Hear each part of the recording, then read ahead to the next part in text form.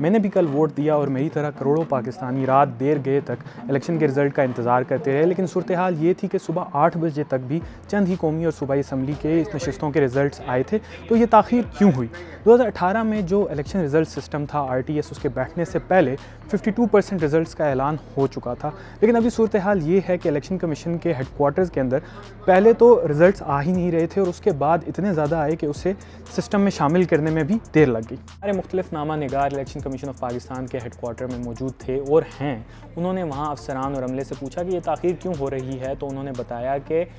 Cellular network ना होने और इंटरनेट डाटा ना होने की वजह से ये ताख़ीर हो रही है। होना कुछ यूँ था कि पोलिंग स्टेशन पे पोलिंग ख़त्म होने के बाद जो नतीजा है वो प्रिजाइडिंग अफसर ने फॉर्म 45 पर लिख के उसकी तस्वीर खींच के इलेक्शन कमीशन ऑफ पाकिस्तान की ऐप के ऊपर अपलोड करनी थी और वो वहाँ से रिटर्निंग ऑफिसर को मिलनी थी और रिटर्निंग ऑफिसर ने तमाम फॉर्म 45 को जमा करके उनके तमाम वोटों को कैलकुलेट करके फॉर्म 47 बनाना था और उसे भी उसी ऐप के ऊपर अपलोड करना था जहाँ से वो इलेक्शन कमीशन को मिल जाती। लेकिन क्योंकि सेलुलर नेटवर्क बंद थे तो उस ऐप ने नहीं चलना था, तो ये सब कुछ फिर मैनुअल हुआ। प्रिजाइडिंग अफसर ख़ुद जो हैं वो रिटर्निंग ऑफिसर के पास पहुँचे और उन्होंने फॉर्म 45 जमा करवाए और वहाँ प्रिजाइडिंग जो रिटर्निंग ऑफिसर थे उन्होंने फॉर्म 47 बनाया, लेकिन फिर भी उन्हें वाईफाई ढूंढना पड़ा या फिर इंटरनेट का इंतज़ार करना पड़ा ताकि वो form 47 election commission of Pakistan तक पहुंचाया जा सके। तो इस वजह से इलेक्शन के रिज़ल्ट्स में ताख़ीर हुई। चलें ठीक है, लेकिन दिलचस्प बात यह है कि चीफ़ इलेक्शन कमिश्नर ने इलेक्शन वाले दिन ये बात कही थी कि सेलुलर नेटवर्क ना होने की वजह से इलेक्शन के अमल और नतीजे के ऊपर कोई फ़र्क नहीं पड़ेगा।